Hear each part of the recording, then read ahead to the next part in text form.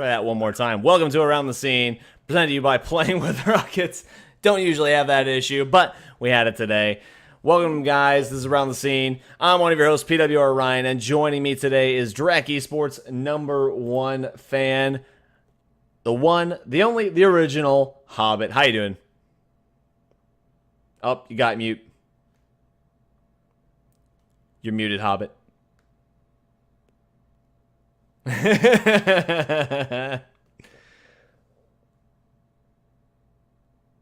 Nope, still can't hear you.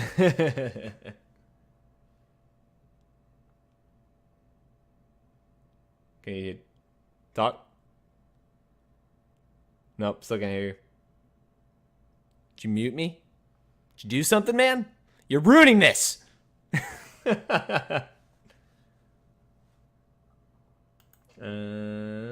No. It doesn't say you're muted. Is there a mute on your mic? Is there? Maybe that's it. No? That is weird. Hang on one sec. Maybe I did something. This has never been an issue. I never had this issue with freaking Eldino. Hang on. I'm just going to leave the call and rejoin. Try talking now.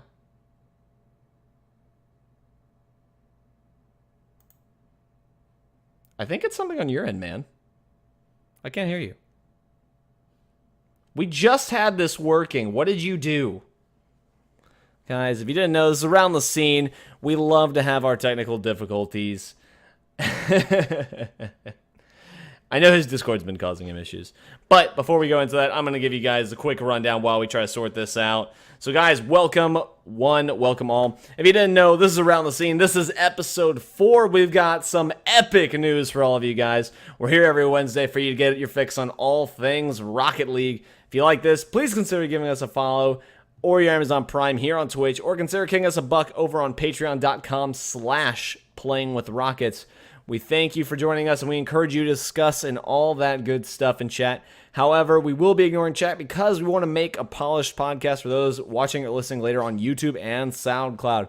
Other platforms are going to be coming soon. We just have to get the RSS feed. There you go. I can hear you now. There we go. But we are going to be trying to get those RSS feeds sorted out for the other things.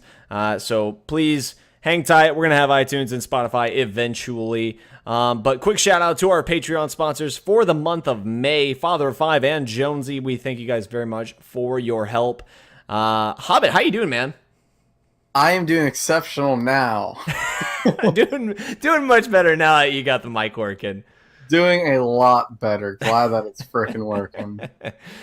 I could see the panic in your eyes. I'm like, what? I didn't do anything. No, it's all good. But so this is your first time on the podcast. This is the first time joining us. Usually so far this is episode 4. We've had Eldino for the first 3. You're our first, I guess you could say our first official guest, even though you are already a part of Playing with Rockets anyway. Yeah, I guess I'm a guest, but I'm supposed to be the main guy on it with you. It's all good. Which may or may not be my fault. We'll let that one slide. Guys, for our news segment today, we've got a whopping 6 items, one of which is a bombshell none of us saw coming today, that Epic Games Psyonix deal, but we'll be getting to that later on. So our first bit of news, some of this is a little retroactive. We're going to get through it, and then we'll talk about the Epic stuff. Do not worry. The first bit of news, the Pittsburgh Embers drop Demon after a screenshot is posted showing him using racist terms and various other slurs in-game. It's actually in a drop shot match. Psyonix investigated and has found Psyonix has investigated, and it has been found that he dropped this type of language multiple times. Demon broke the player code of conduct and was given a ban on all Psyonix competitions throughout the rest of 2019. They gave an official ruling on this as well, so he's no longer allowed to participate for the rest of 2019. What are some of your thoughts on this? First thought is that I love the term investigation that a lot, and I just reread it, and I don't think I read investigation anywhere, but everyone has been hyping up this investigation that happened. They I literally think just it took them like 5 minutes to investigate. Right. I mean, their investigation was like 5 minutes long. Like Somebody it was sent them a posted, and then pretty shortly after they were like, "Oh, Yeah. ban."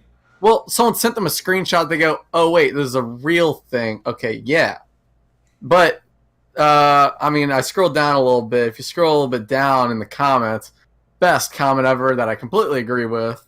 He should really watch Sunless Khan's video on being toxic. That was not wholesome toxicity. That's actually perfect. You're right. But you know what? I think this is a really good move for esports.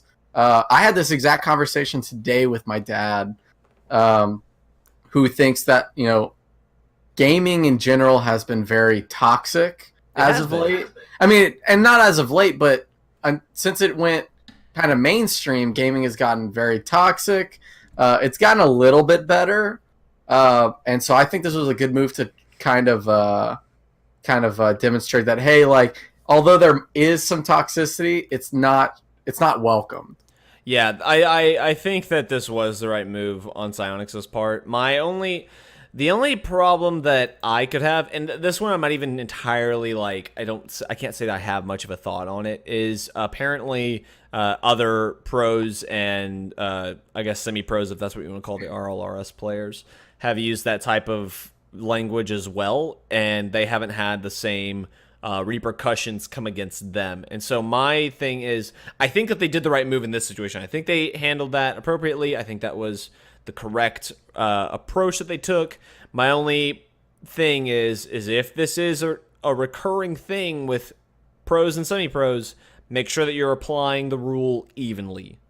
Yeah, do not let this be one of those things where it's, he did it, but because his got publicized by someone else, he got screwed because someone actually took the time to screenshot this.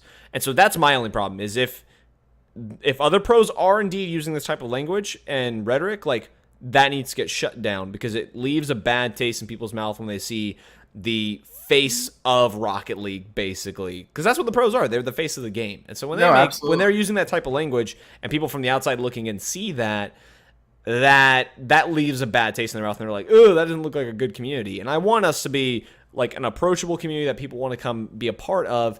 And so, yeah, my thing is, if other pros are using that rhetoric, make sure that they're dealt with as well. Yeah, I mean, I think this might be a good, you know, because it definitely happened in the past. I don't even believe anyone that thinks that it hasn't happened in the past where pros have said stuff. But I think this was a good, like, okay, we are cracking on it now. We definitely missed a bunch. I'm sure they did. But for now on, like, this is how this will be dealt with. You will not be allowed to compete in Rocket League. This is not going to be tolerated. I think it was a good, like, final stand. Like, finally, we are not going to tolerate this, and this is the repercussion that we're going to have if you do this. So, I mean, I think that was a solid job by them. I mean, I think I don't know. I'm still not a big fan of the Reddit post. Yeah, I'm not a fan that they did it that way either. It's kind of like, why would you do it through Reddit? I kind of get that it was like they were trying to be expedient, but you can do that with your website too. You can be fast with your website. There's so many games that are doing this now where official news is going through Reddit, and I get it. Yeah, I mean, I do too. At the same time, like, I'm pretty sure I'm like blanking, but they have a website. No, they do. Like, they have like an RLEsports your website. They have their Rocket League website, and they have RLEsports. I get the whole Reddit thing.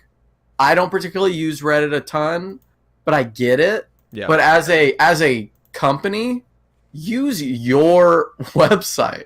No, I'm totally with you on news should come there. I think that was like a weird way to do it. I'm glad. Overall, though, I'm happy that I like the way they did do it. I'm happy that it was taken care of. I did see. I can't find it again, but someone was like, they're like going like too what's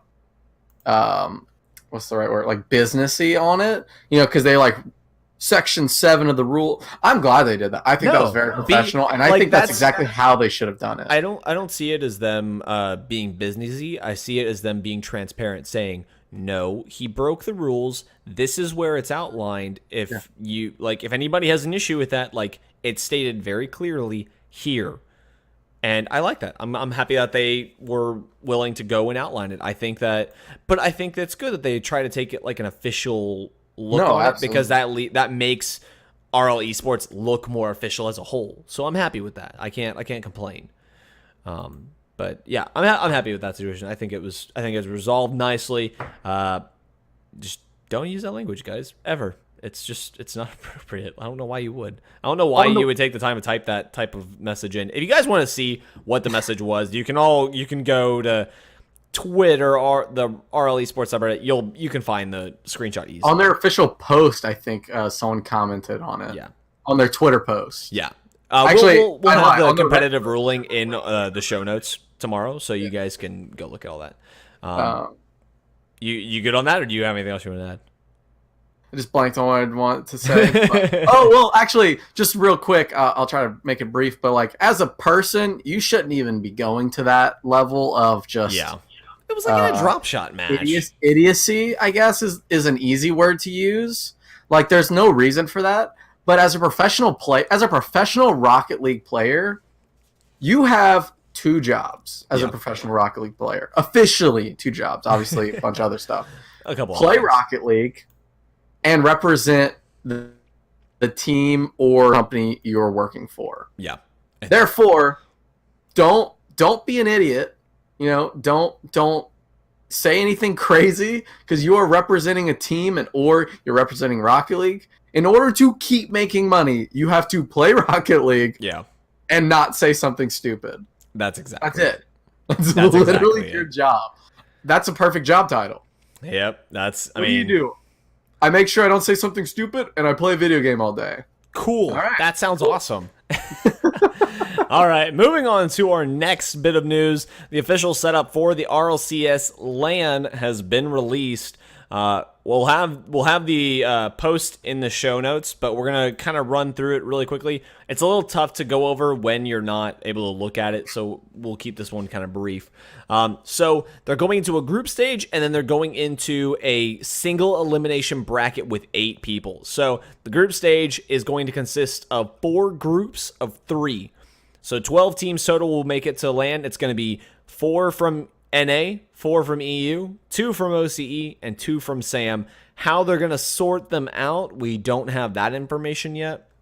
We'll talk about that more whenever that does get released. But so that is the group stage. It's going to be, and it's just going to be like a round robin. Like each team plays 2 games in their group. They play against the other 2 teams. And they're going to knock out half of the group stage. That's going to be 6 games. They'll do that on the 21st, which will be that Friday, and they'll do the other 6 on the Saturday, and then that single elimination bracket will be played out on Sunday, and you'll have your champion crowned.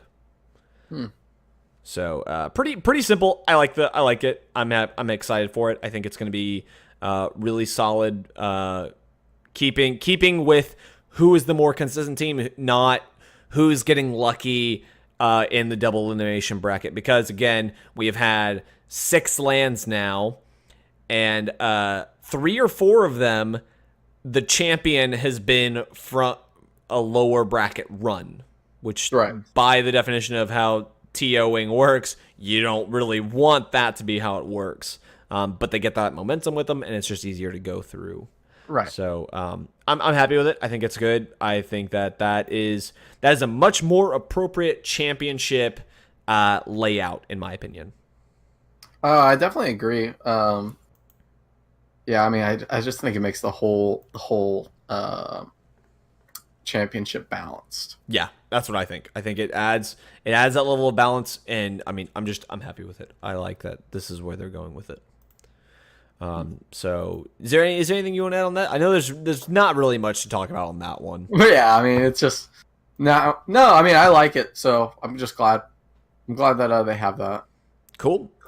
All right, moving on to the next bit. Despite losing the Twitter poll, it has been announced that Dreamhack France will do a Rocket League tournament over CSGO. So Dreamhack France, they posted a Twitter poll asking, what do you want us to do next? And like Apex Legends, FIFA, Rocket League, and CSGO were all listed. CSGO and Rocket League ran away with the competition. CSGO was winning, and then DreamHack France came out and was just like, hey, we want to do Rocket League instead, which kind of made it weird that they even tried to do a Twitter poll in the first place. But so yeah, we get a DreamHack France Rocket League tournament, so that's cool. We have a lot of France professionals, so that's always a plus. But yeah, just more DreamHack. I like that Rocket League is getting in with DreamHack and stuff.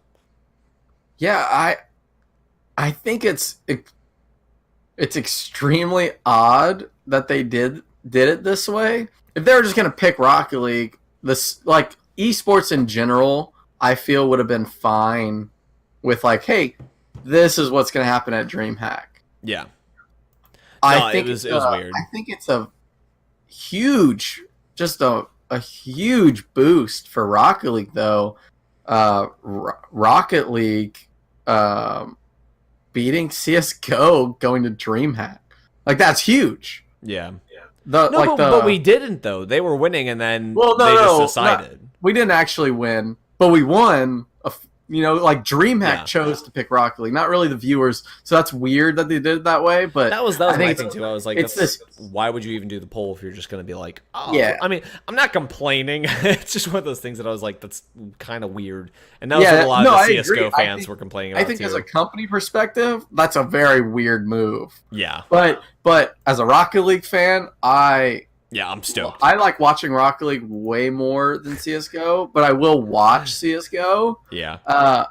Dude, I mean, as a Rocket and plus this brings so many more viewers to Rocket League. Every tournament, every big event that Rocket League can get into is just huge. Yeah. So it's phenomenal, and especially when it wasn't picked by people, but DreamHack chose Rocket League over CS:GO. That's a huge step. Well, I think it's just DreamHack having faith in Rocket League. Like, I think exactly. I mean, Rocket League is a fun game to watch. It just is. Like, I look at other games and I'm like, like it's a shooter, or there's a lot of stuff to that I don't understand as an outsider. So it's like, I mean, I kind of get it. Like, if you're trying to apply to a more mainstream audience, I think Rocket League is the way to go. No, I agree. I mean, another big plus for Rocket League is. It's like a traditional. It's not traditional, but in a sense, it's a traditional thing that you can watch and understand. Yeah. It's best of 3 for soccer matches. Got it. I know how soccer's played. It's a weird way to play soccer, but got it. Easy to follow, even if you're not like my dad.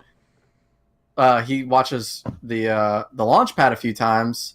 And he's like, I can't follow the movement of the cars, but it's such an easy game to watch. He's like, yeah, that's why you don't have to know anything about it to be able to. He's like, that's why I follow. Can support and watch you, is because I have no idea what I'm watching because the cars are moving too fast, but I understand the sport. It's just soccer. It's just a crazy soccer game. I think that's going to be the next thing that they try to start looking at when they go to make it a more mainstream deal, because I can tell that's the trajectory we're going. Is eventually they're going to be like, hey, let's make Rocket League more mainstream, and so I think what's going to happen is eventually they're going to change how they do the camera. I think the camera is what messes people like your dad up, because with the camera constantly shifting, that throws you off. Whereas in Rocket League, the nice thing is you can just do a pan out type thing like you do with football, soccer, basketball, all those games. And I'm sure they could still make it look nice doing it that way. It'd be a little harder. It'd be a little weirder to follow it that way. But if you don't know the game, I think that's the way that you could. I think that's the way they could show it. And you'd be able to be like, oh, I get this. Like, this makes sense. And then when you want to, like, they could have 2 types of streams. Like, one that's basic and then one that's showing perspectives, which is, I mean, I know that's not like the ideal way, but I'm just saying, like, I think that's going to be the next thing that they'll have to try and tackle to help make it a little easier for those beginning people who are trying to understand what's happening, because this is such an easy game to understand. Absolutely. Well, I think the step if you're going to try to make it mainstream to watch, Yeah. I think the step to take is think of how football and soccer is videoed. It's almost like the soft attach when you're watching. It's further out, a little further out, but that's basically how you watch a football game. Is you watch a little bit from a distance. And Rocket League is like perfect. You don't see the whole field. Easy. You don't see the whole field. You see just enough that's important.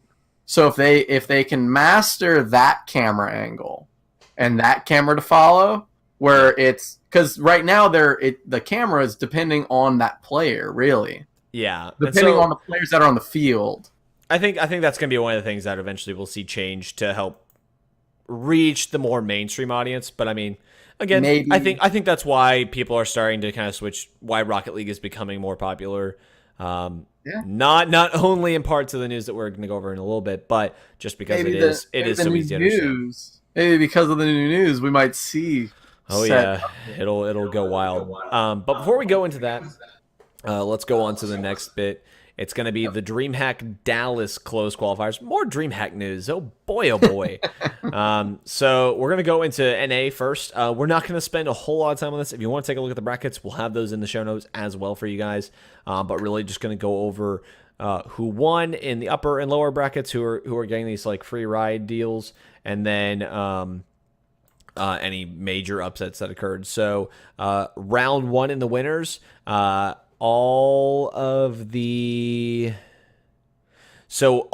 all the RLCS teams made it through except for 3, which I don't think any of us expected. Evil Geniuses lost, Cloud9 lost, and G2 Esports lost there in round 1. Cloud9, the surprise upset, just lost in 2 games flat. They didn't even win a single series.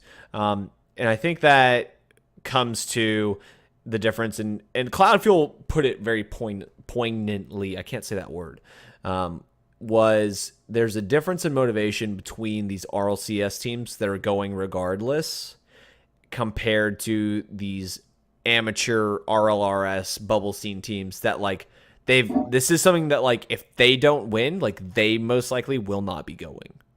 Absolutely. And so it's like, I think that is the difference you see in that, like Cloud9, why should they care? They're going either way. Like they don't have to try for this. Like it's okay. You get to go. Cool. Like it just doesn't matter. And I mean, the other thing too is like with G2 and Cloud9 being so high up in the standings, and NRG winning this whole thing, they're both probably going to be the ones who end up getting that free ride from RLCS. Because 2 RLCS teams are invited automatically. They don't have to pay or play if they don't want to. It's the top 2 in league play get invited. And since NRG qualified, that means that top 3 for NA will all qualify. So I don't think it really matters much for them. I agree. But I agree. I'm just, first name I saw was Upper 90. We love Upper 90. But like Upper 90 come into this like, oh, you want to keep getting paid, you're going to go to DreamHack and you're going to do well. If you don't do well, that might hurt you staying on our roster. Cloud9 goes to DreamHack, they're like, you're going to RLCS, dude. Like, yeah, go, like do well. It's more money, but like, yeah, I think if you're these RLCS teams, you're looking more towards RLCS. Yeah, this DreamHack that's going to happen like right before anyway. Like, their eyes are not focused on this, and I think that was like kind of a weird setup scheduling wise between Psyonix and DreamHack, because Psyonix like planned this with them as well. Like, if you want us to do there, like we can't. It has to be before this, like during the time when we're not doing as much. Yeah, no, absolutely. So I mean, it's like weird scheduling, I guess. Yeah, it's definitely weird. Yeah, I'm not sure like what the plan was on that. I'm glad that RLCS teams are in it. Yeah, but at the same time, I find it weird that they're in it.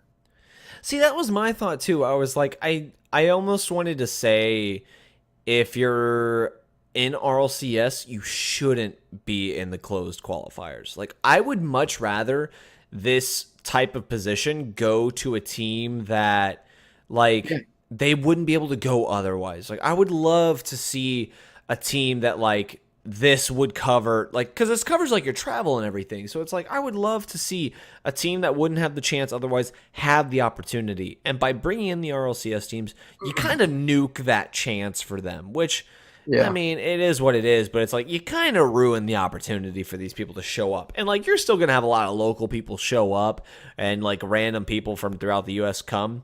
But it's like, for some of them, it kind of ruins the chance because it's like, that's a lot of money. It really is. Well, think about this, right? Well, again, we were talking about this a little earlier and trying to stay away from like conventional sports versus esports, but think about where do you see a tournament happening mid-season? Like a tournament happening mid-season. Yeah. Like why?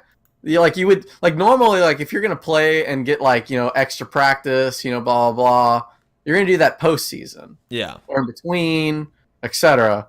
You don't really see like a sports team playing in a tournament randomly during the season. You would see that, for high school sports, you see that all the time. Like postseason, they'll play in these extra tournaments. Yeah. They'll do league play, but in the heat of league play, they're not playing in like this random tournament. Yeah, it's weird. It's just they're focusing on the main event, going to the championship. Yeah, I just think the timing for this was really weird. But going back to the bracket, so NRG went to the finals, the winners finals, and they played against the dudes, and they won 3-0. So they took that one. NRG just like cruised through that pretty much. And then in the losers bracket, Space Station Gaming beat out the dudes for that final match, 3-1. So Space Station Gaming and NRG, those are the two that won through those closed qualifiers. I do want to give a shout out to the dudes, though. I mean, they took a run, man. They took out G2 Esports in round 1. They took out Rogue in game 2. And then they took out Splice in game 3. So, like, the dudes were on a run. Like, they're a team that I would love to see start competing at these higher levels. They're in RLRS right now. But I would love to see them kind of go a bit further. So that's NA. We're gonna try and run. Sorry, I know we're spending too much time on this. There's other news we want to get to as well, but we're trying to make sure that we're still going over this stuff appropriately. Next one, Dreamhack EU. Their close qualifiers. The winner of that for the upper bracket was TSM, taking down FC Barcelona 3-2. So that was a close match.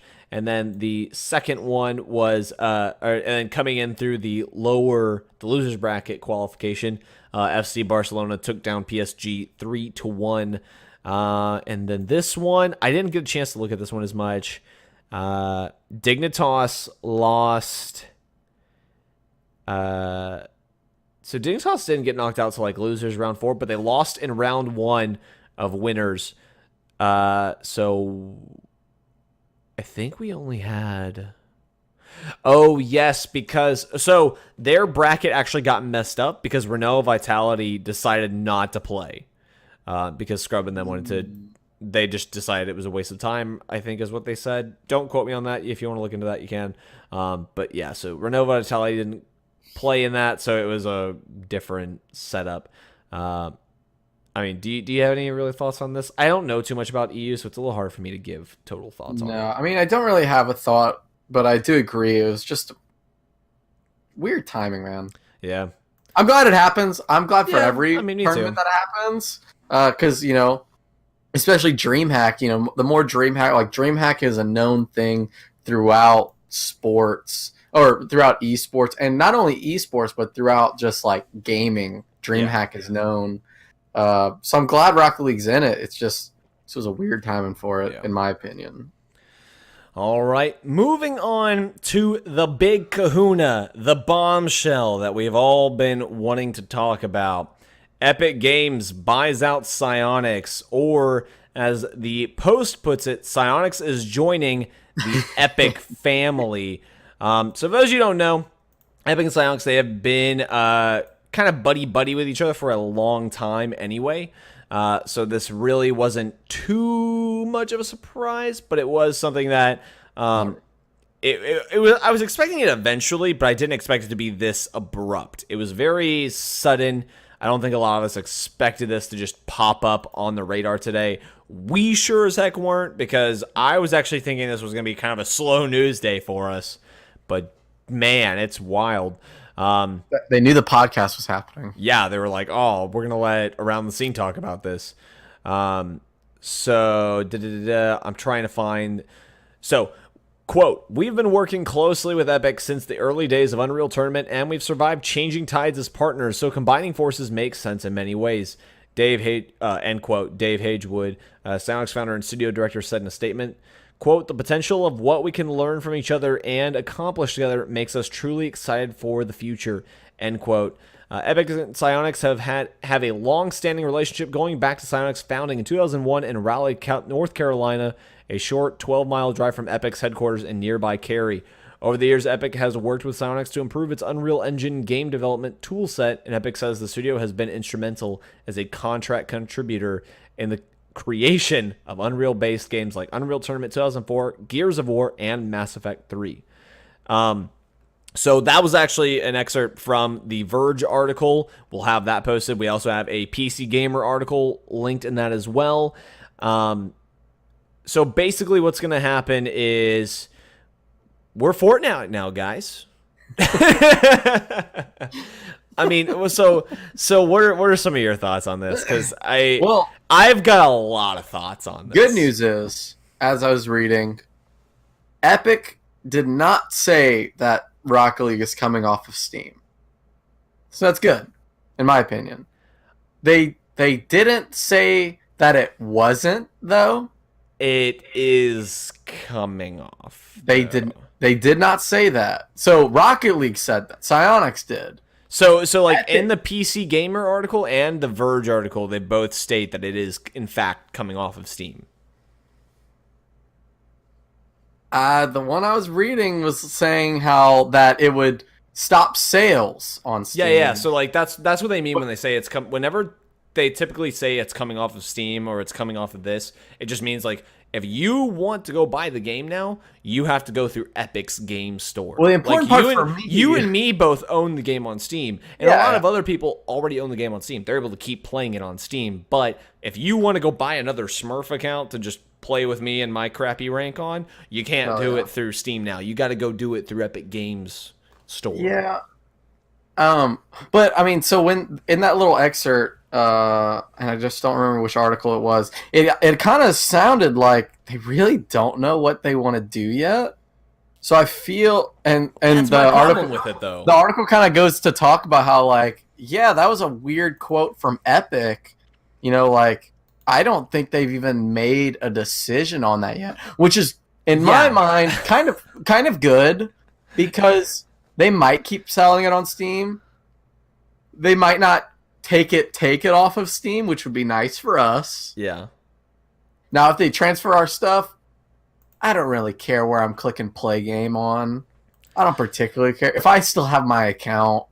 So the way that I've heard it, so those of you watching at home, pardon my ignorance. The main concern that I have heard with the Epic Games Store is that it is its security is not as good.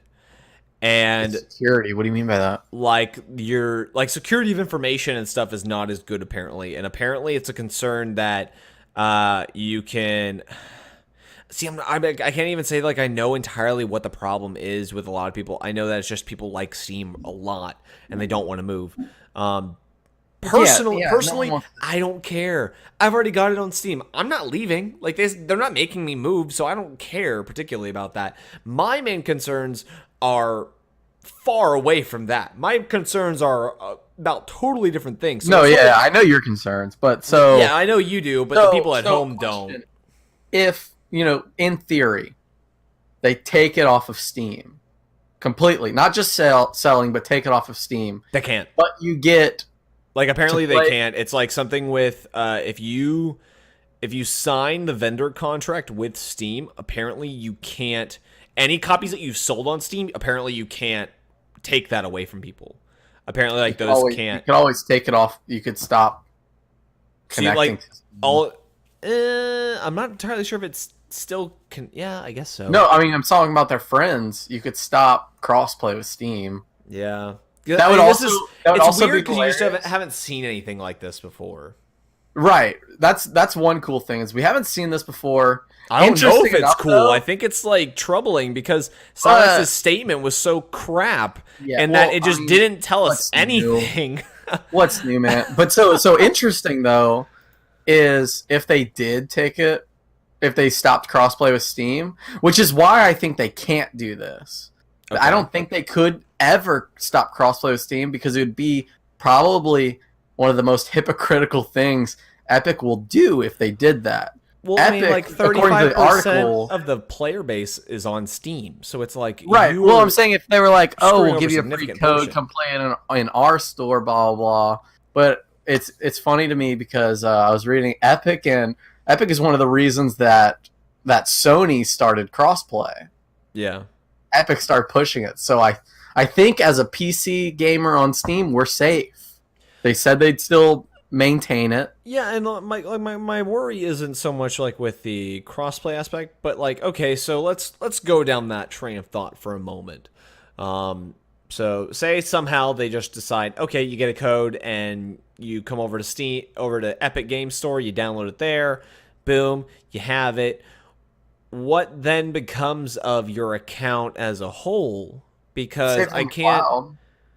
But is it? Like, could you still be able to access that account if it came from Steam and was going over to Epic Games? Like, could you still... Because they don't have cross-progression. Not and the I can't account. imagine...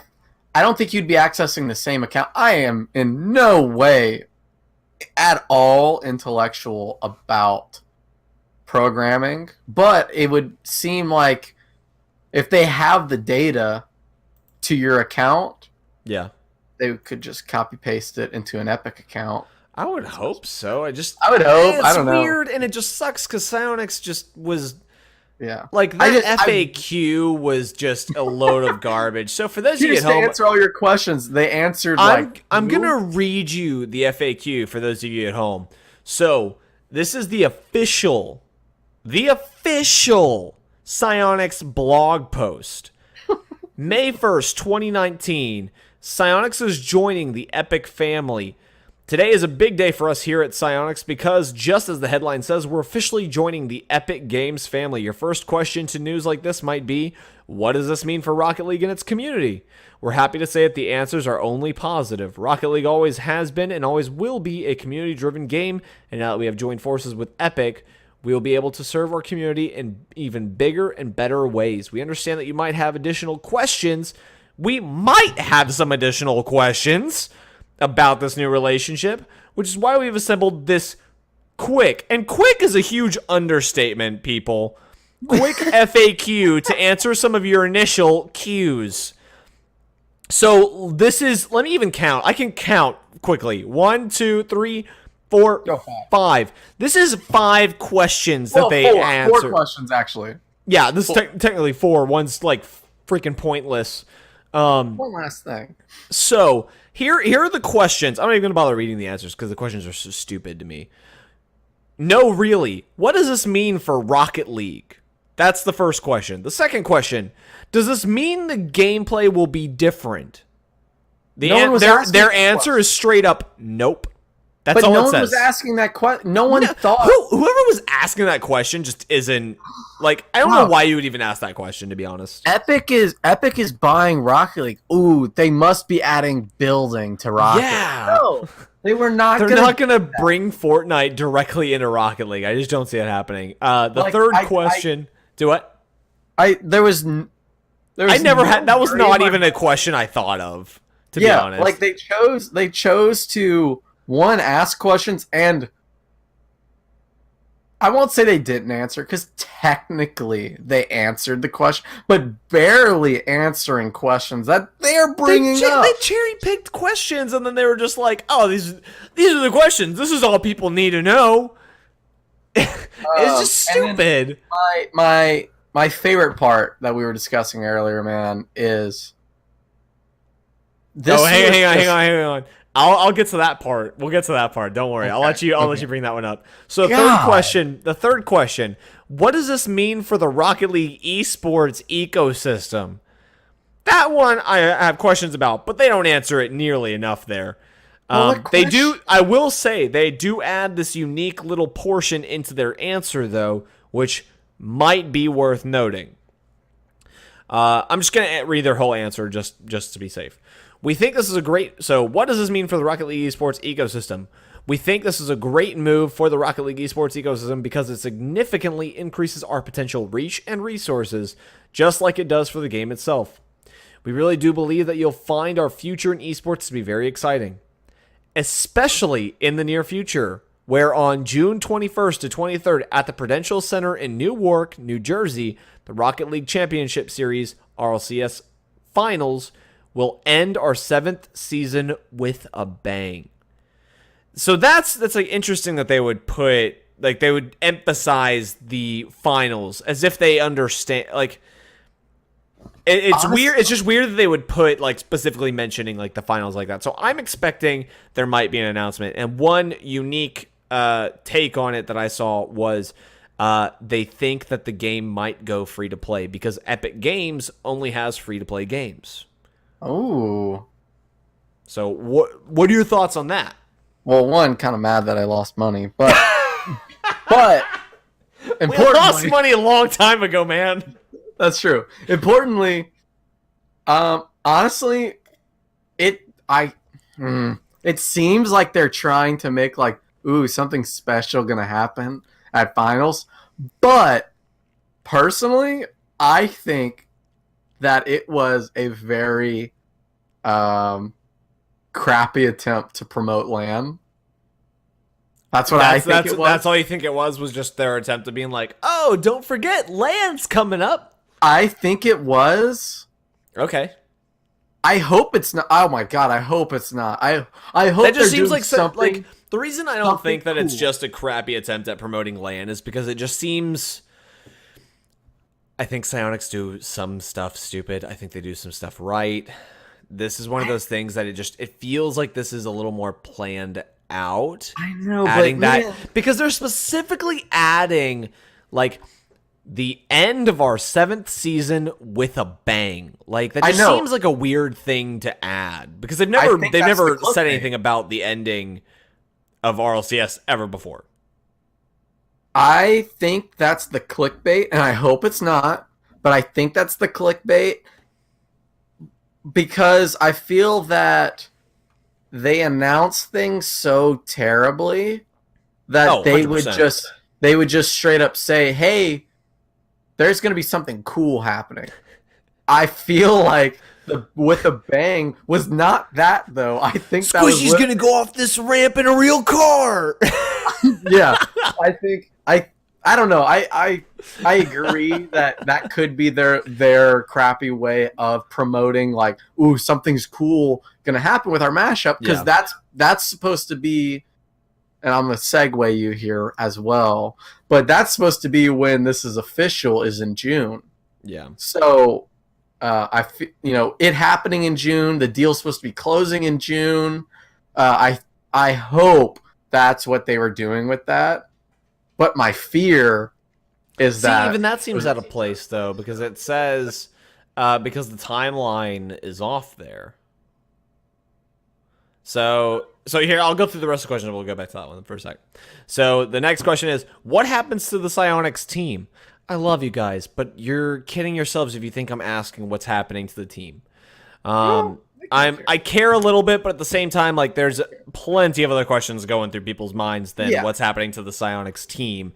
And for some reason, that's one of the questions that you put. And it's just, we are the same team that we've always been, only now we have the power and experience of Epic Games behind us. You guys had a lot of experience. Y'all been around since 2001. Y'all had plenty of experience. Like, this is just seems weird that, like, these are the questions they're choosing to answer. And then the last thing, it's not, this is the one I think you're talking about. It's not even a question. It's just one last thing before we go, but they bolded it so it looks like it's another question.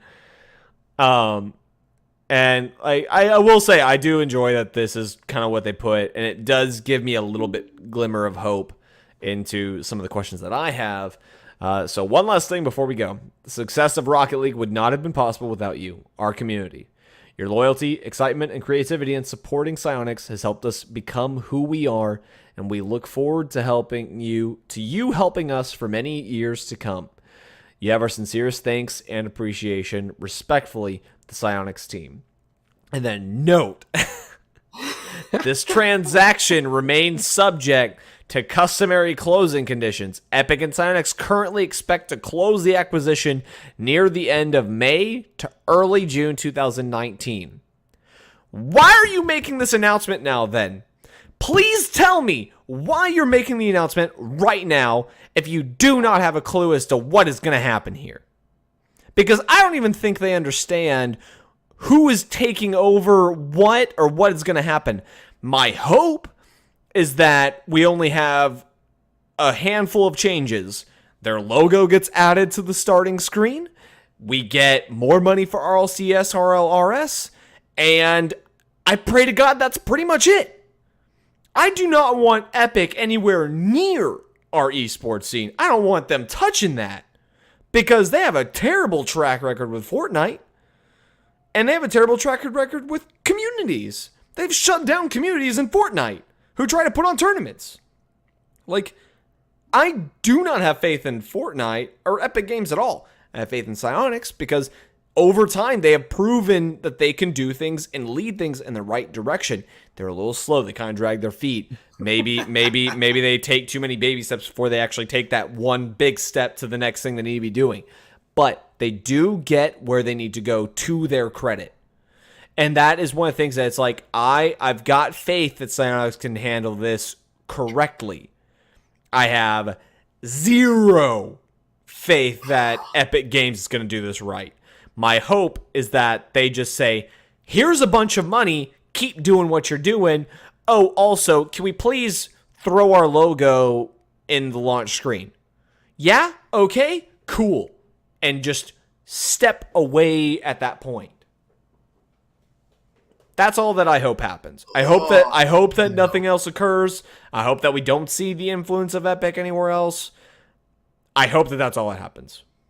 You know, yeah, dude, I find it so ridiculous that they announced the acquisition before 2 months. Why? 2 months, possibly a month and a half. They saying early June as the latest. We all know if a company says early June, that means mid June to late. This is a big deal. Like, you're purchasing a whole company. I can't this is a quick process. They're saying end of May.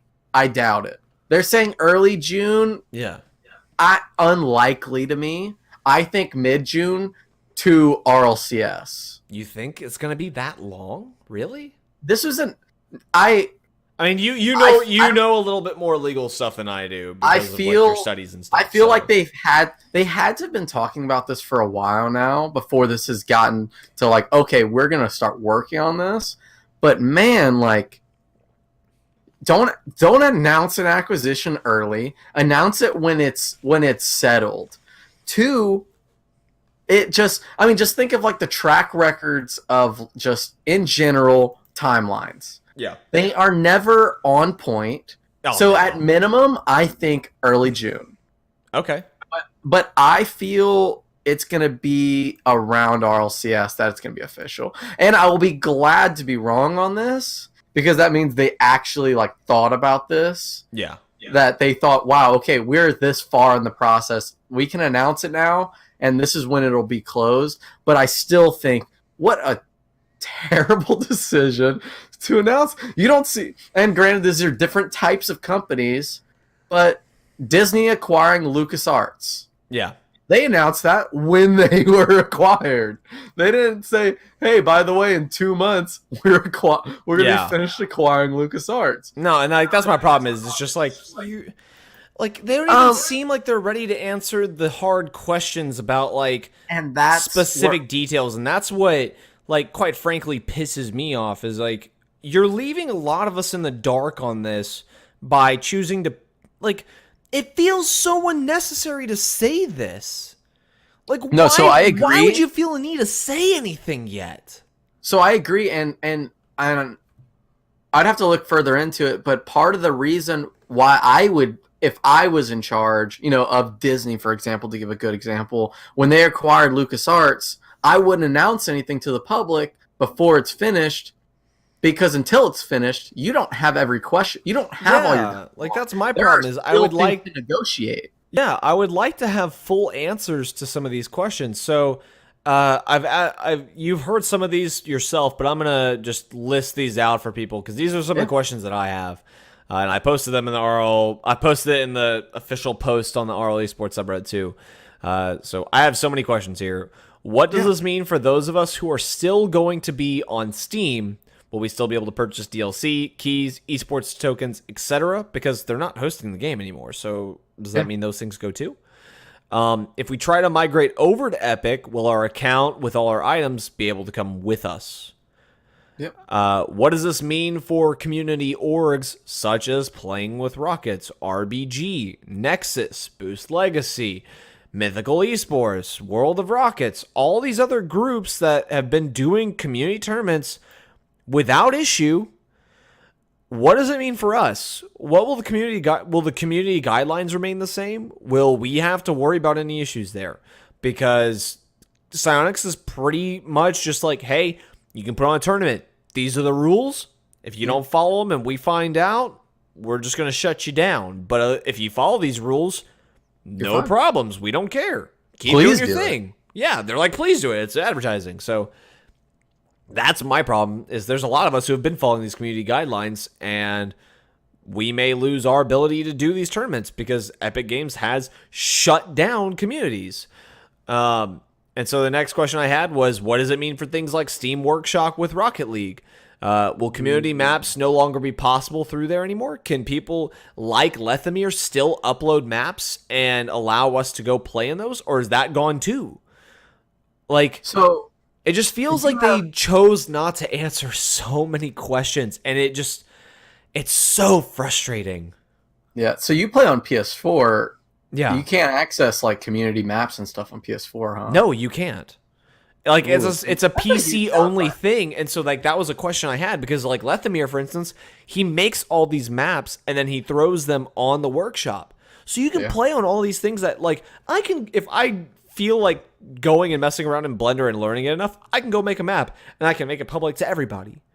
But is that possible on the Epic Game Store? Is it will we be able to keep that on Steam? Is that going to go away? I mean, I think Epic Games, because they already have their own version of that. They do? I literally have no knowledge about how the Epic Games Store works. So I mean, the famous one, I guess I would say, the one that I've watched is Scissors from FaZe. Okay. He makes these things called death runs. They're little maps that you can make. He makes this map, and it's like a speed run map, like how fast can you finish it. So they have obviously not the tools for Rocket League yet, but they could get them. So I think at least they have the basis for their own version of the workshop, because they already have that. You can go play Scissors. I mean, I know there's a bunch of others. There's tons of them, but the one that I know is Scissors from FaZe, and so you could go play his death run map. Mm-hmm. Right now, no money. You don't have to pay for it. I don't know how it works. I think it's just a little code, like how the Rocket League. Yeah. But it's just the Rocket League. I think there's a little code that you enter to get the map, but it's so frustrating just because it's just they that's chose what the stupidest questions to answer. 4 questions. You really think just, we've only got 4 questions for this whole thing? I'm not too mad at the questions, to be honest. I'm disappointed in the questions, but I'm not too mad. What I'm mad at is that because I'm not mad at the questions, because what I'm mad at is they chose to announce this so early. Therefore, they couldn't answer anything. And that's exactly why I think they had to be so vague and so crappy in their answers, is because it's not official yet. There are so many things that I bet they're still negotiating. Communities. They can't answer a question about communities because they still have to negotiate about the communities. They can't answer more about what's going to happen with Steam because they still have to negotiate and probably figure out what they can do about it.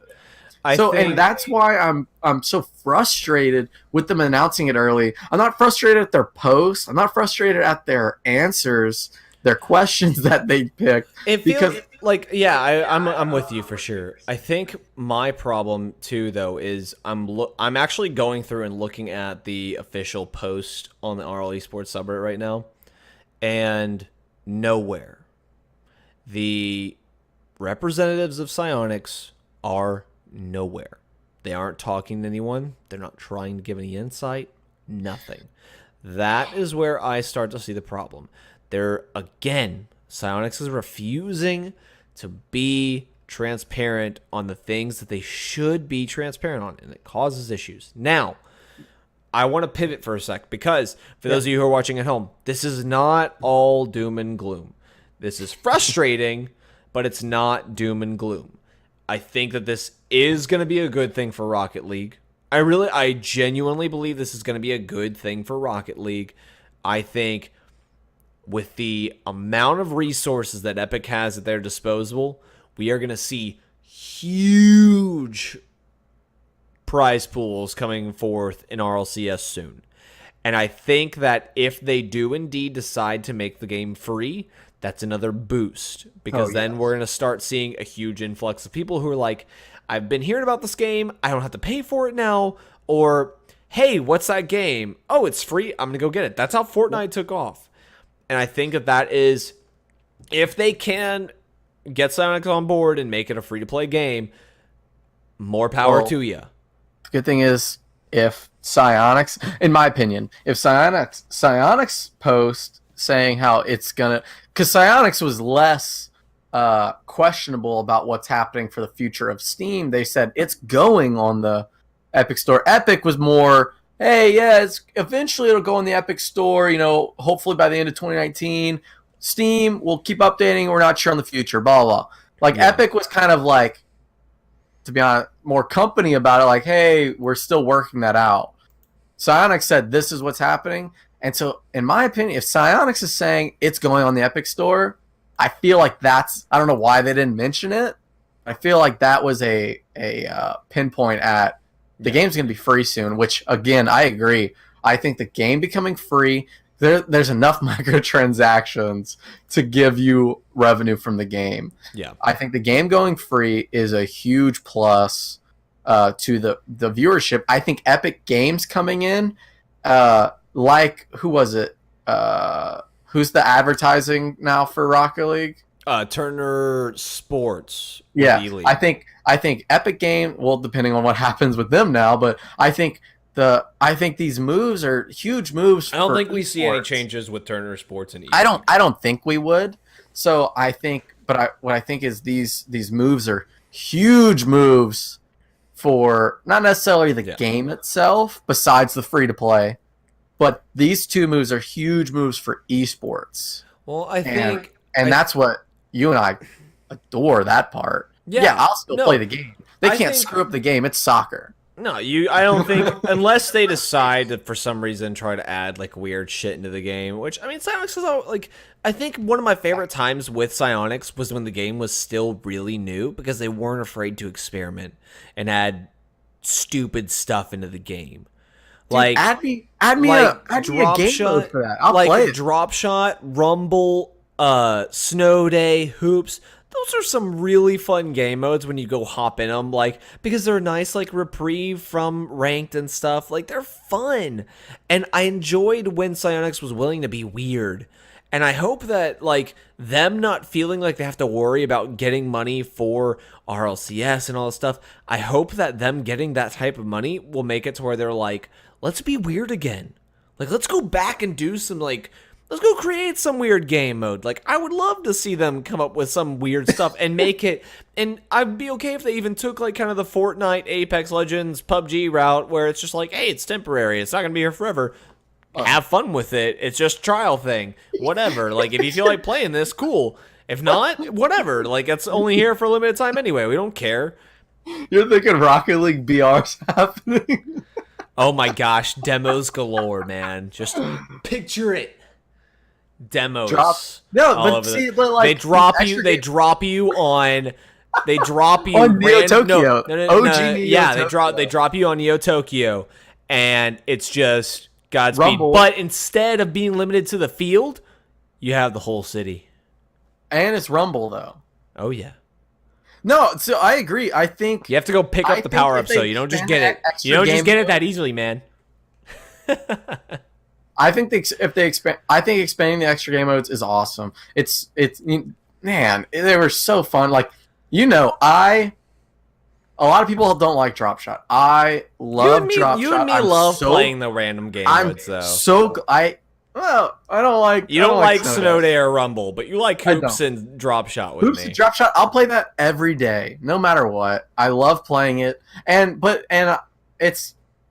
would be so down to play new game modes, and I know a lot of people would, and I know people are having this fear, but I think it's misunderstood and it's not going to happen. They are not going to mess with the game itself. No, with threes, twos, ones. I mean, maybe they'll take off chaos, but oh well. They're not going to mess with the actual game itself. I don't think that's going to be an issue, but ultimately, I think this is going to be good for Rocket League. I think it is, again, a trend in the right direction. I am a little bit inclined here. I'm not a fan of how Epic Games has handled their esports scene or how they've handled some of the things surrounding Fortnite. I am a fan, though, of Psyonix and what they have done with the game. Yep. They have shown us time and time again that they are putting the game in the right direction. It may be at a much slower pace than we want it to be, but they're going to get there.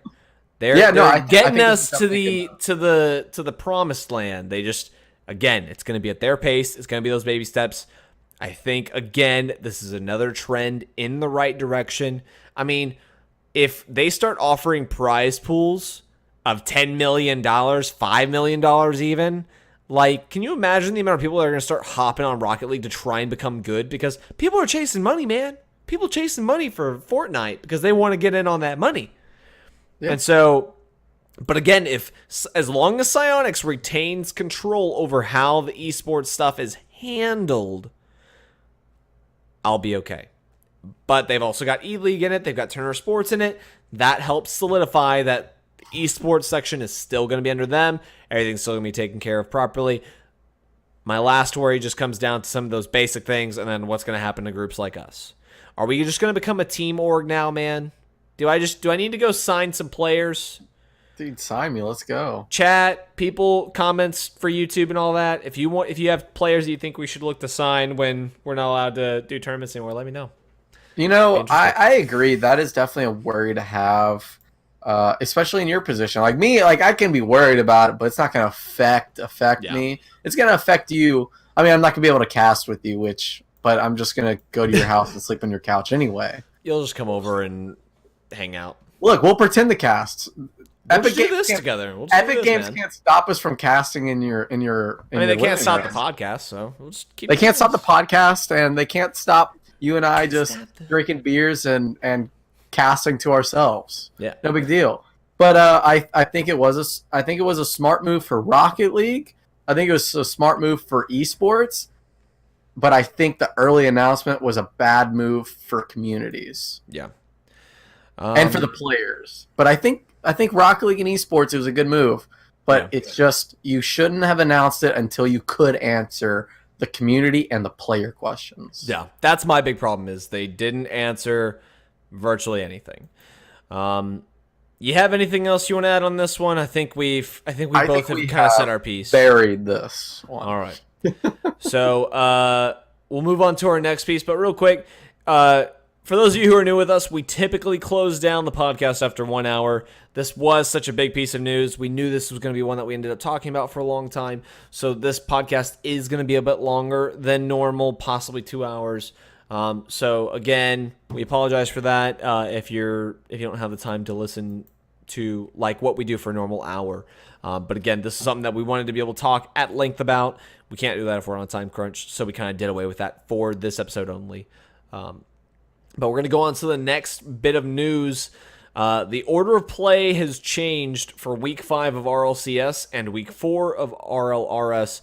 The RLRS one is for North America only. We'll have this in the show notes, but basically they just made some changes to help kind of showcase matches a little better based on importance. So already for North America, Splice is a guarantee for the promotion relegation tournament. They made that be the very first match because it literally doesn't matter to anybody. It's Space Station Gaming and Splice. Doesn't matter to anyone. Space Station Gaming, like, they don't have to worry about being relegated at all. So right. That was like a nothing match. And so like they just basically changed the order. That's all they did. Smart move. To showcase things a little better. I like it. I've seen some of the complaints about it, and I kind of understand. What are some of the complaints? Or some of the complaints were like for Rogue, for instance, like Rogue has to beat Space Station Gaming in order to stay out of the relegation tournament. To keep from being one of those bottom two, they have to beat Space Station Gaming because the other team they play is NRG, and they're not going to beat NRG. Nobody expects them to beat NRG. Their only option here is to beat Space Station Gaming. And so the problem with that setup now is Space Station Gaming plays Splice. Then there's a break with Cloud9 and NRG. Then it's Space Station Rogue. And so the complaint I saw was people were like, that's unfair to Rogue because Space Station Gaming will have had a really good warm-up to come into play. So Space Station Gaming will come in feeling hot. Rogue's going to be a little cold.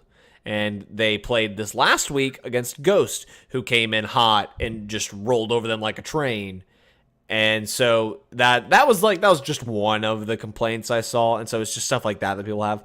But again, I don't think you're going to do away with complaints entirely. I think it was a good idea to change and showcase things a little better, though. I think I liked that idea. I think that's a good move. I mean, maybe next week they need to put a little bit extra effort into thoughts like that. But yeah, I think it's a good move to make it watchable. Yeah. Like, make it more watchable. Like, you can set up your stream how you want it. Build the stream up. Yeah. No, like, build the league play. Don't play the best match first. Who's gonna watch it till the end? Only the hardcore guys. Yeah, exactly. So that, again, we're not gonna spend too much time on that just because like it really isn't much of anything to us personally. If you care a lot more about what the stuff looks like, the show notes will be posted tomorrow. You can take a look through all that. But we're not gonna waste too much time on that one. And now we'll go into the results from this past weekend of league play. So week 4 of North America, Ghost Gaming take down Space Station Gaming 3-2 there in match 1. How do you feel about that one? I'm very glad, man. You're glad? I really like Ghost. Yeah, I'm happy that Ghost beat Space Station Gaming. I'm happy that they took a win. I'm just sad that Rogue lost to them. Yeah. I'm glad Ghost beat Space Station. Wait, you're sad that Rogue lost to Ghost? Yeah. No, I like Rogue a lot more than Ghost. Well, you don't like Rogue. You don't like Rogue more than you like Ghost. You can be honest. I love Kronovi. Get out of here. Exactly. And I like Lethamir. I love Kronovi. I really enjoy Lethamir. So I'm glad, but yeah, I knew you were gonna be sad because I love Kronovi, so that's why I'm sad about Rogue. Because Kronovi's been playing wild this season, so I'm happy with how he's been playing. I'm sad for how his team's been doing. Match 2 was G2 Esports versus Splice. I think you can all assume how that one went. 3-0 in favor of G2. Nothing surprising. I think that was actually the match that solidified Splice. No, that wasn't the match that solidified it. Do you care to talk more about that one? I don't think it's important, but I mean, I'm just sad. I have karma on on my team, and Please, so do I, and I didn't play her, and I feel stupid. they never do well, so I don't play her. But she just pops off every week. Popped off this week, and I didn't play her. I felt stupid. She popped off last week, and they never do well. So it's like, how do I choose to play this person where they're? That's like playing that. Well, this is exactly what it is. You're playing a person on a losing team. Why would you do that in fantasy? So I don't want to. But it's tough, man. It's tough. She's the main attacker for that team, so it's like you should play her, but you shouldn't because you don't know what you're gonna get from them. Like, why would you play a player on a losing team? Well, because she's the person scoring. Yeah, I don't want to do that. It's tough figuring that. It's tough to figure out RLCS fantasy, man. I struggle with it. I'm doing so bad this season. Match number 3 was Ghost Gaming versus Rogue. Shut up. Match number 3 was Ghost Gaming versus Rogue. Ghost Gaming took down Rogue 3-0, clean sweep. I'm happy for Ghost again. I am happy. I wanted Ghost to succeed this season. Just again, sad for Rogue. It sucks because it's like I love so many of these teams and I just don't want them to lose. Right. But it's just gonna happen. It's like someone's gonna go to that relegation tournament. It's just like I look at the teams, I'm like, is there anyone that I don't want to be there? Like, I can't, like, personally, and this isn't, like, anything against them, but I don't really care too much about Splice, personally, so it's not like, I don't have, like, an attachment to any of those players or anything, so I'm like, whatever. But everyone else, I'm like, oh, please don't be there. Well, the problem for me is the big 4, right? Ghost, Rogue, G2. Oh, well. I was about to say a big 4. Let me hear this. Let me hear this juicy bit of info. Like, those 5 have just been around. Yeah, they've been around for a long time. So known. Any one of those 5 going down, and now it's just like, well, crap. Are we not going to have Rogue next season? Is Kronovi not going to be in RLCS? Like, oh god, that's even a bigger. Honestly, I think Kronovi might get picked up. Well, there was a post on the RLeSports subreddit for Meme Monday, and it was something. It was like it was that meme for like hard to swallow pills. Yeah, and it said the red blue pill. Yeah, it said no. It's like it shows a guy. It's like a drawing. It shows him holding the bottle of pills. It says hard to swallow pills, and then it shows a hand holding the pills, and then it has like text overlaid on it. And this one said like, next season of RLCS may not have Cooksier or Kronovi in it. Yeah, like that's crazy. And it was like those are 2 of the longest participating players in RLCS. Like, I mean, I think they'll get picked up. I think they would too, but it's just one of those things that's like, man, their team might not be able to make it though. Like that sucks. I have faith more in Rogue than I do in Splice for the relegation promotion tournament. I think Rogue can take whatever team is in RLRS. They're still a great team. I just think they've taken so many of these teams 3-2, so it's like I think they can hold their own. It still is that fear of like it can happen. No team held their position in the last RLCS season. Both NA teams, both EU teams from the RLCS dropped to RLRS. So again, it's just a worry. Yeah. Match number 4 was Splice versus Evil Geniuses, and this is the match that solidified Splice as being bottom, the 8th place team for the season. They're going to go into that relegation promotion tournament. Splice lost 0-3 against Evil Geniuses. I expected this one to be a little bit closer, but also not. It's tough to say. Dude, I mean, I like Splice. I didn't expect to be closer. No, I didn't either. They've done just so badly, man. They've done very badly this season, man. I don't know what they're gonna think do. That they made it in off of how they've been doing.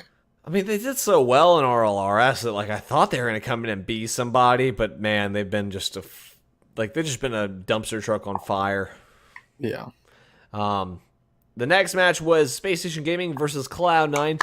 This one was a huge upset because finally one of the big 3 teams in NA dropped a game. Space Station Gaming won that series 3-1, and Eldino's been saying it, and I've actually like kind of agreed with him, even though I never told him.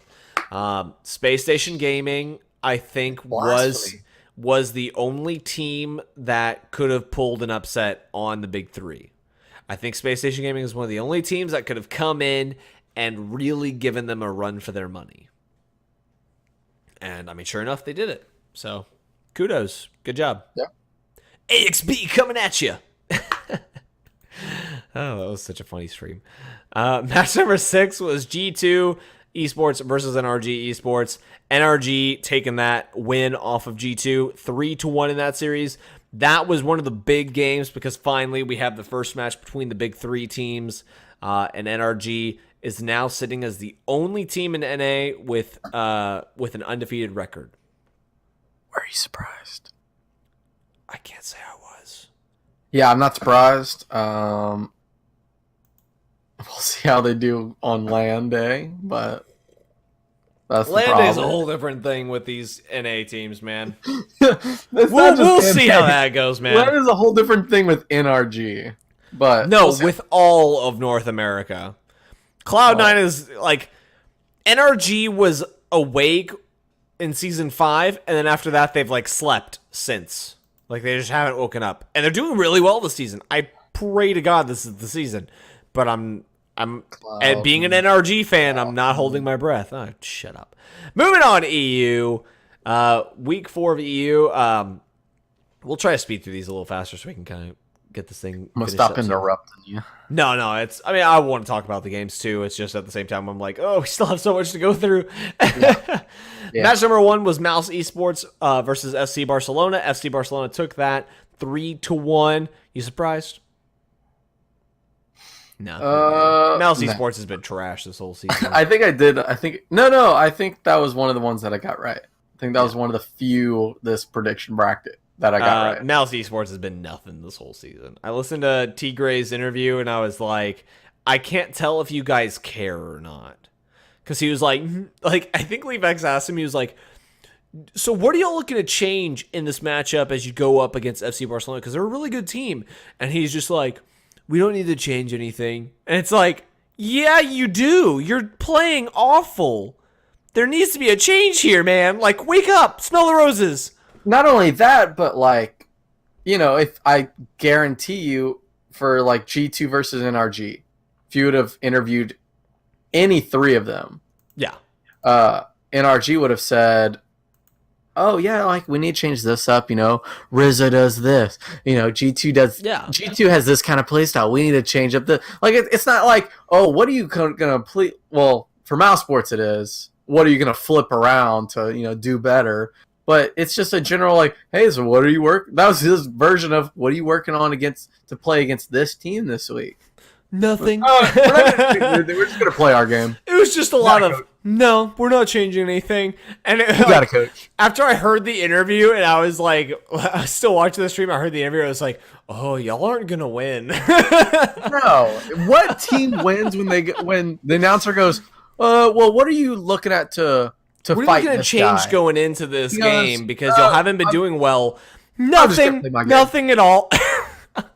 Wow, you're going to fight X fighter. What are you going to do to, like, you know, yeah. He's pretty impressive. What are you going to do? Nothing. I'm just going to play my game. Good luck. Okay. Godspeed to you. I hope that works out. Godspeed. Match 2 was, this was one of the upsets in the EU. Triple Trouble versus Renault Vitality. Triple Trouble was on fire this weekend, and they got a 3-1 win over Renault Vitality. That one was a surprise. I didn't even get to watch it, though, so I can't say much. I didn't get to watch it, but I heard that Vitality were just playing bad. I know this is a tough hit for you. I'm sorry. It's okay. I accept it.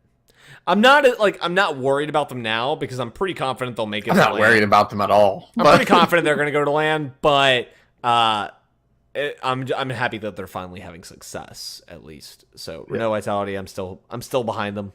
I'm not going to be upset by this one loss. And then match 3 was Mouse Esports versus PSG Esports. And PSG pulled off that victory 3-2. PSG's actually been doing like well this season.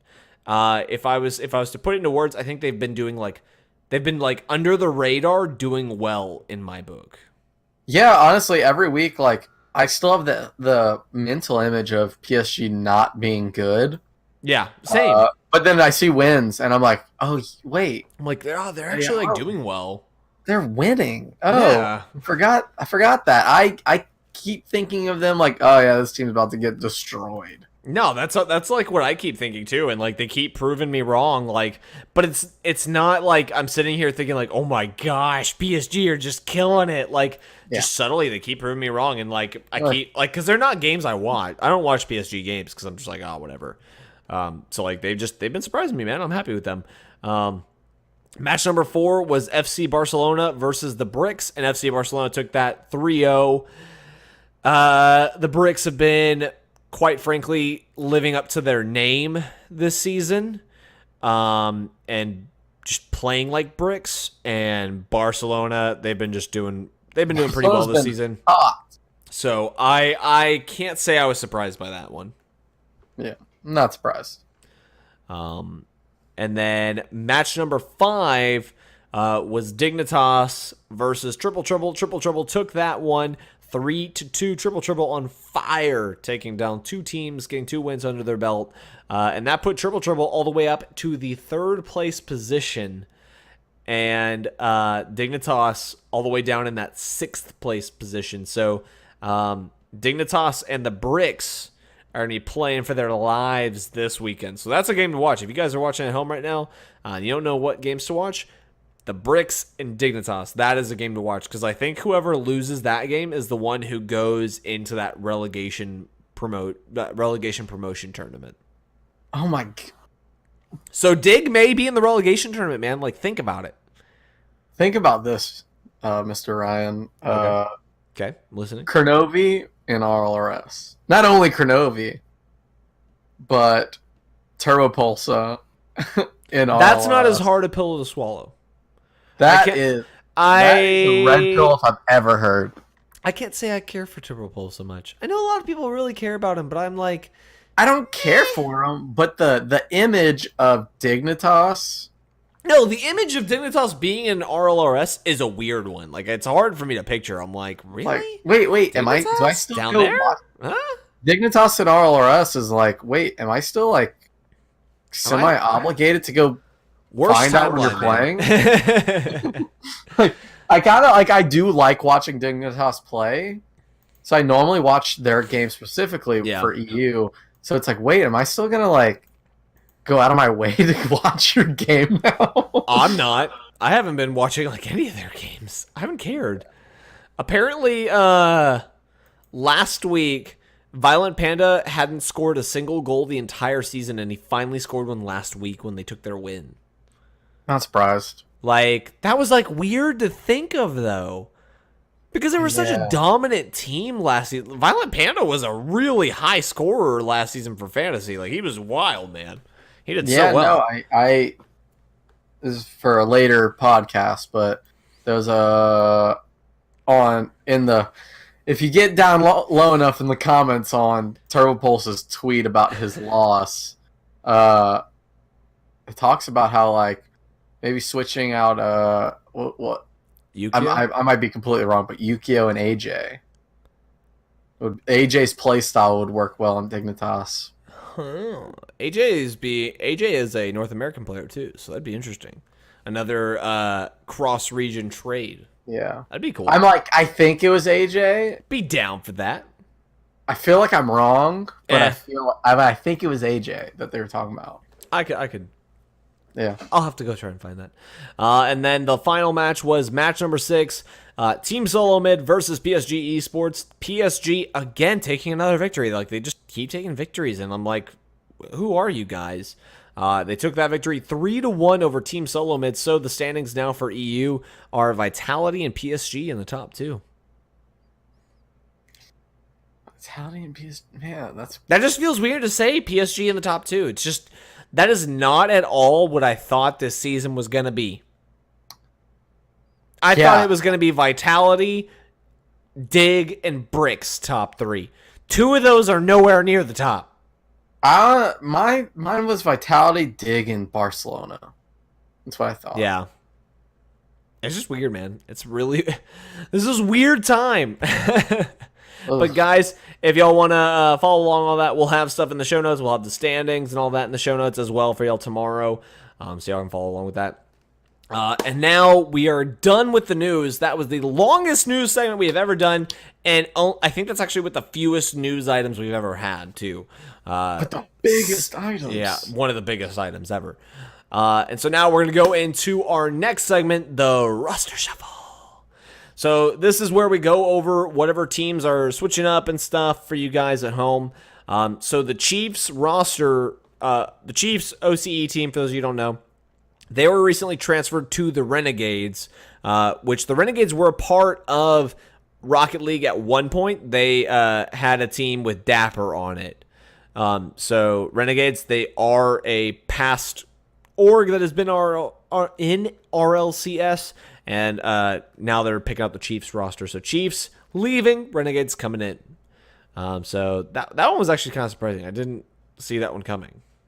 Yeah. And then the next bit of news, this is a bubble scene. The next two are bubble scene teams. So LOAF Breadsports is now playing in tournaments with Zeus, added to the roster of Leo and Origin K.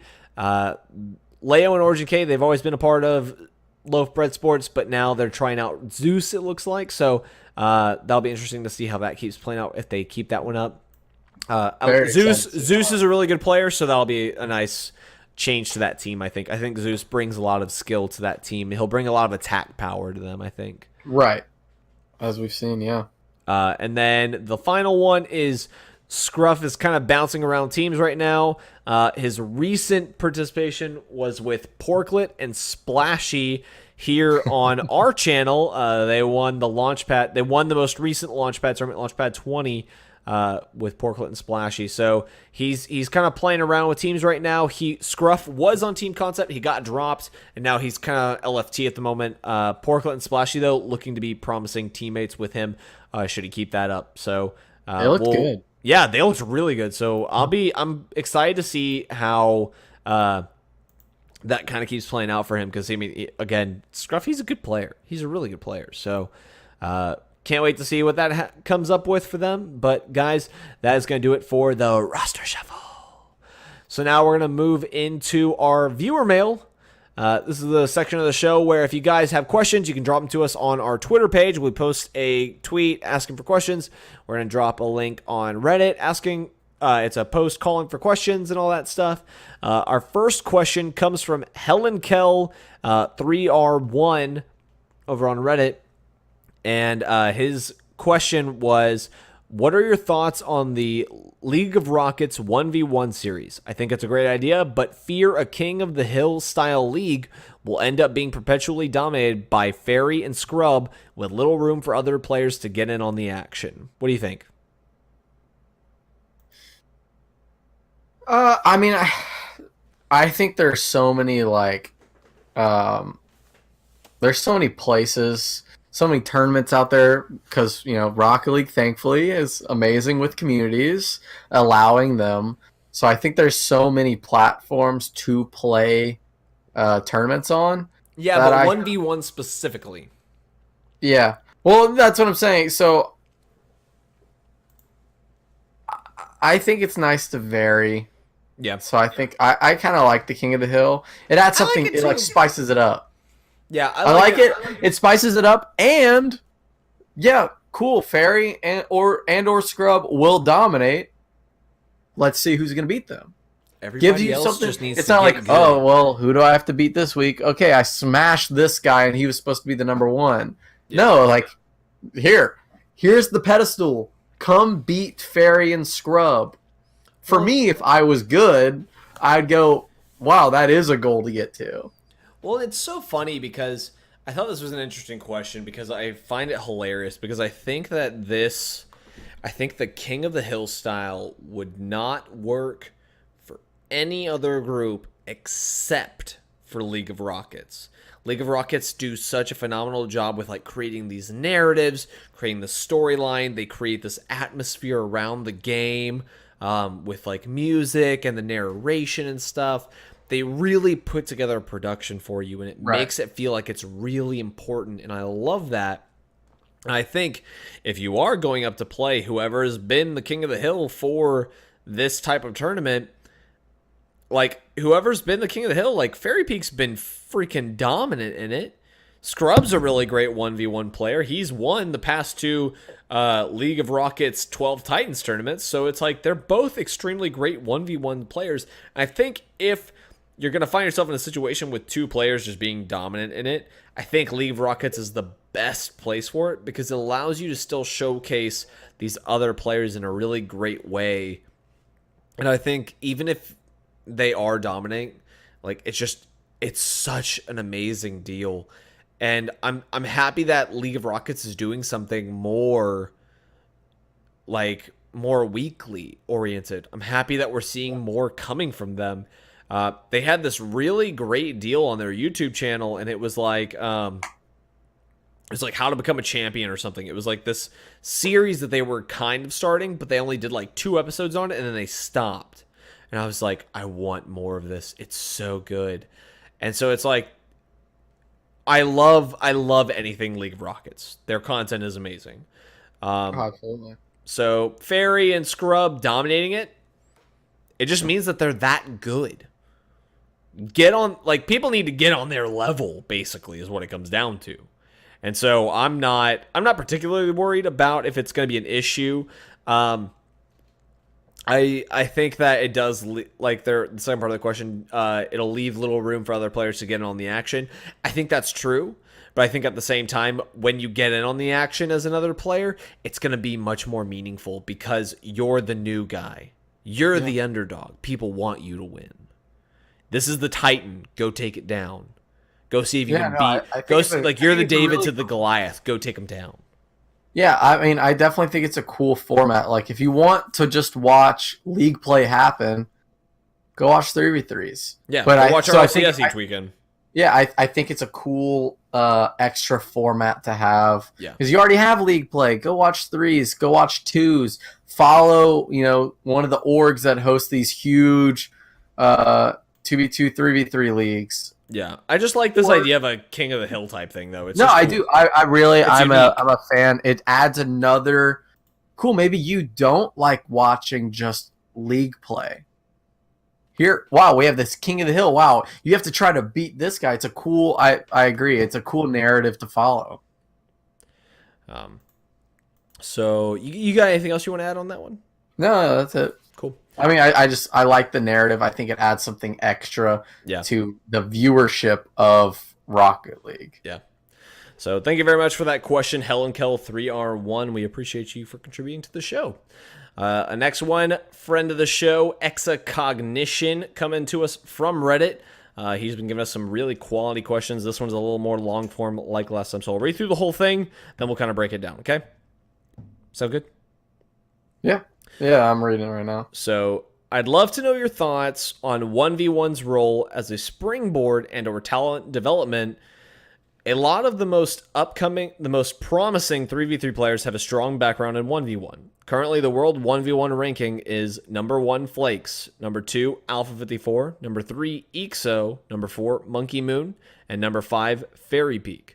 The top 4 players are all having breakout 3v3 seasons and are considered some of the top emerging 3v3 players.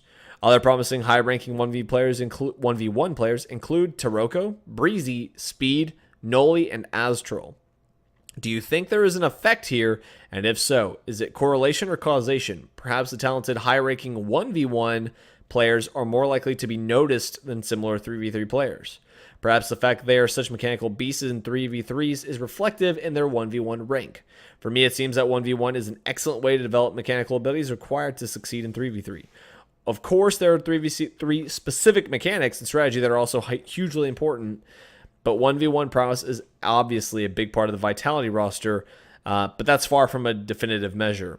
That said, I've noticed that the re-established players making a comeback have returned to 1v1, most notably Kronovi and Devo. Kronovi sitting at rank 11, Devo sitting at rank 43. Love to hear your thoughts. Also, I made a joke about Aldino's choice of his hills last week to die on. Credit where it's due, he chose the right hill for SSG versus Cloud9. First off, Aldino is still wrong on everything. That is a view I will hold forever in my heart. Absolutely. And yeah, this guy knows. Okay. Breaking it down to the basic gist of the question. Thoughts on 1v1 skill transferring to 3v3 and team play. What do you think about that? If you're really good in 1v1, does that make you good in 3v3? Or is it you're really good at 3v3, therefore you are good at 1v1? I think neither on that one. Okay. I don't think 1v1 I don't think 1v1 playstyle transfers to 3v3 and vice versa, because in 1v1s you're just not ball chasing, but essentially if you're in a 3v3 match, you're just ball chasing. In the threes, if you're in ones, you're playing way too passive. But I do think the mechanical abilities that you gain from ones, being able to control the ball so well, being able to read so well from one, which are normally developed, hyper developed in ones, I think if you play it right, it'll transfer well into threes. Yeah. You can absolutely transfer it wrong by just being a ball chaser. As we've seen by Vitality's last season.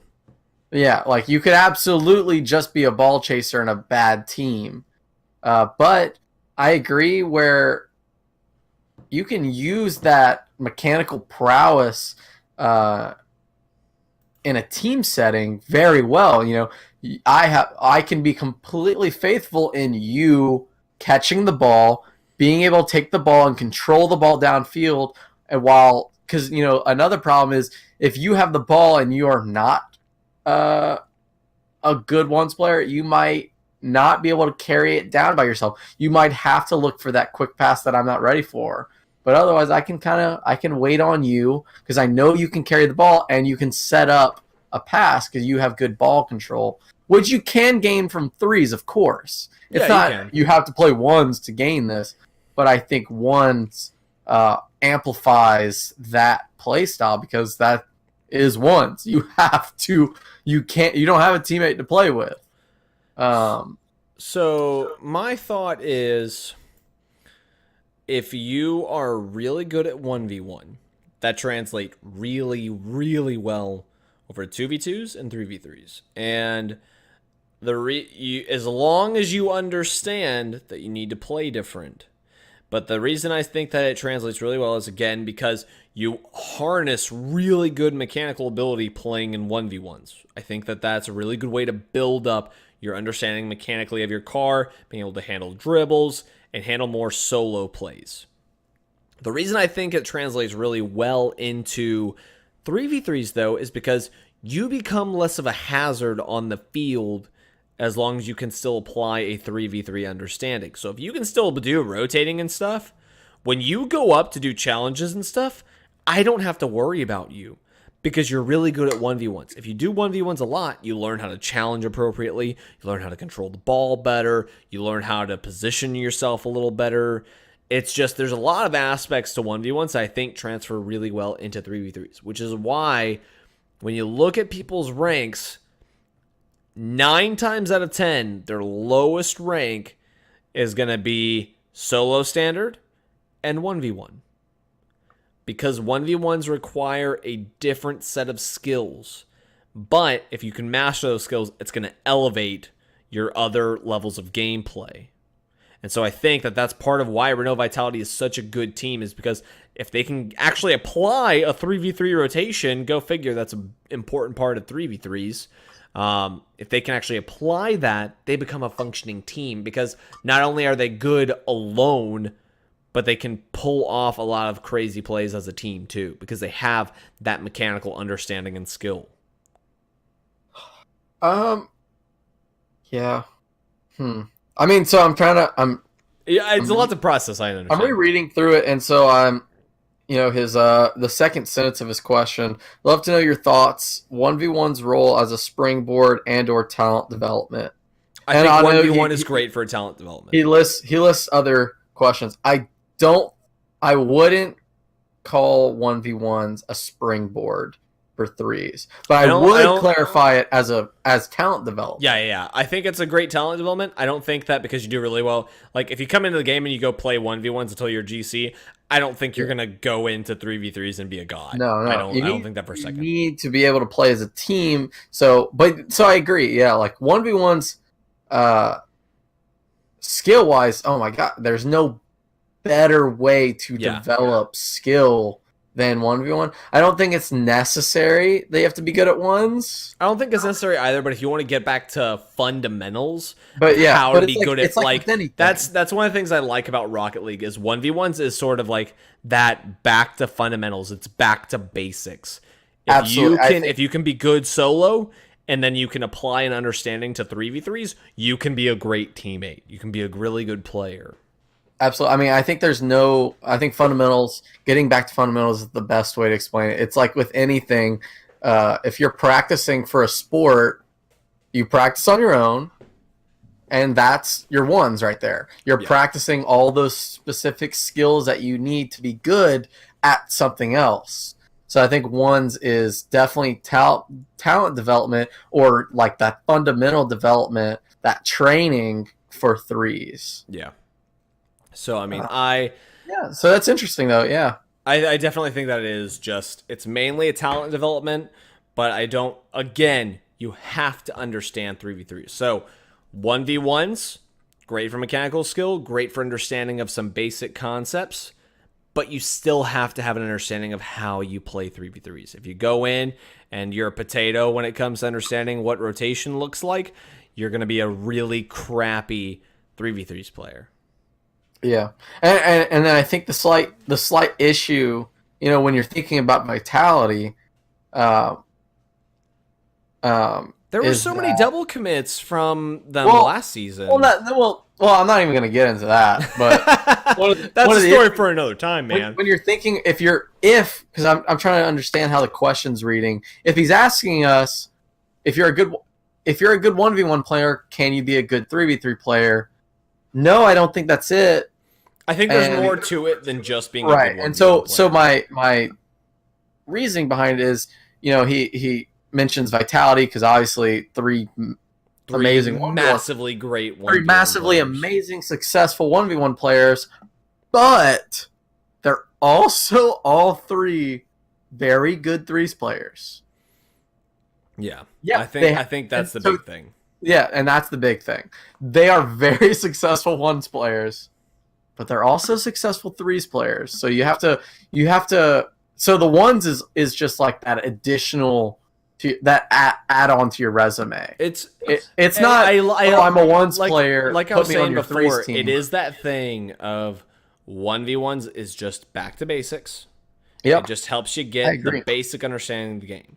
As long as you understand the strategies for 3v3s and you can implement them effectively, you can be good. So I think that I can't say whether it's correlation or causation because it's just they're separate in a sense. You have to be good at both because they're so vastly different. Right. And so I think that's ultimately what it comes down to. I don't think that playing 1v1s is going to make you great at 3s. I don't think playing 1v1s is going to make you great at 2s. I think that you'll see a huge boost in your skill for those as long as you have an understanding of how those modes work and the strategies that you'd implement for those, such as your spacing with teammates and passing and all that good stuff. So, I mean, that's basically my feel of it. Do you have anything else you want to add on that?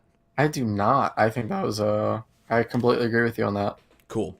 So thank you once more, Exocognition, for your fantastic questions. I hope that we answered that one effectively for you. This has been our longest episode yet, but I think that this was necessary because, again, the epic stuff, huge news. We had to be able to go through all that. So guys, thank you so much for joining us tonight. Once again, please consider following us here on Twitch and all that jazz. We'll be uploading this episode on YouTube and SoundCloud for anyone who missed the live recording for this episode and every episode moving forward. We'll be back on Monday with the Launchpad tournament, which is our weekly 3v3 for those of you who are new with us. This has been Around the Scene. Oh, wait, no, hang on. Do you have anything you want to add? That's it. I mean, again, like I end all our launch pads, Thank y'all so much for watching. Thank you so much for supporting us. Without you guys, we wouldn't be here, and we love that. And we love that we're here because we enjoy Rocket League. We enjoy doing this. We're so glad to do that. Look at that adorable Doge right there. Is so cute. But thank y'all so much for supporting us, watching us, and enjoying the podcast. See you on the launch pad on Monday. This has been Around the Scene, presented by Playing with Rockets. I'm Ryan. That is my good friend Hobbit. Editing the show notes like that. How dare you? It has been our pleasure to have you with us. We hope that you guys enjoyed this episode. We hope that you got a good understanding on some stuff. We hope that you enjoyed all of this. It has been our pleasure to have you with us. Take care. Have a great rest of your evening. We'll see you on Monday.